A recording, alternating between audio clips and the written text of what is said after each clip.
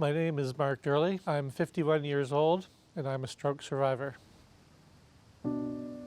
At the end of February this year, I was visiting my mom at her house.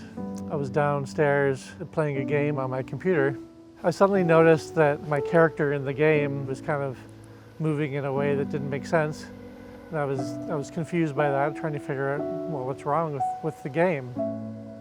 It suddenly occurred to me that, okay, something feels wrong. I must just be really tired. So I tried to get up and, sorry, it's difficult to talk about. And then I kind of just collapsed to the floor and I thought, okay, I need to call 911. And then they said they'd stay on the line until the ambulance got there. I don't remember a whole lot from that point on until I got to the hospital, frankly.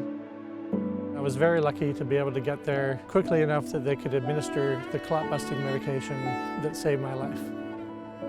I couldn't speak very much at all the first few days. I had trouble forming words at all.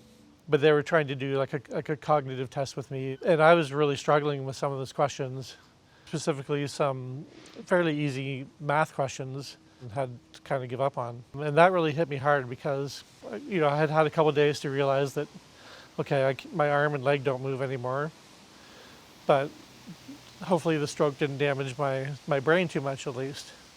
So that scared me because, math is something that I'm generally good at, and suddenly I couldn't do it.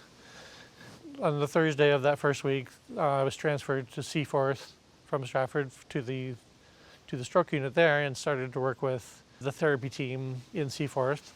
The speech therapist, Tina, she went the extra mile to find ways to continue to test my cognitive abilities and give me confidence that things were working, and that helped a lot. I frequently had questions like, well, when am I going to be able to do this? When is my hand going to be able to do that? They can't answer those questions. They're very difficult to answer. The stroke is different for each person. Invariably, they were able to encourage me and give me hope that I could recover, even if they couldn't give me, an actual date, a timeline for it. In my job as a software engineer, I've learned that you have to set small, achievable goals and work on those. And that's something that the therapy team helped me do. Every day, I was improving a little bit. And it's difficult to see that when you're in that situation because it's so incremental. It's just a little bit each day.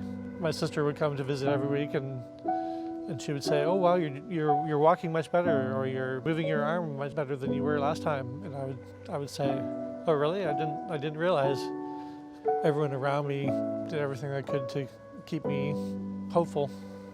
From the first responders to the team that met me at the hospital, the nurses and PSWs who cared for me while I was there, the therapists that helped me to walk again and use my arm again.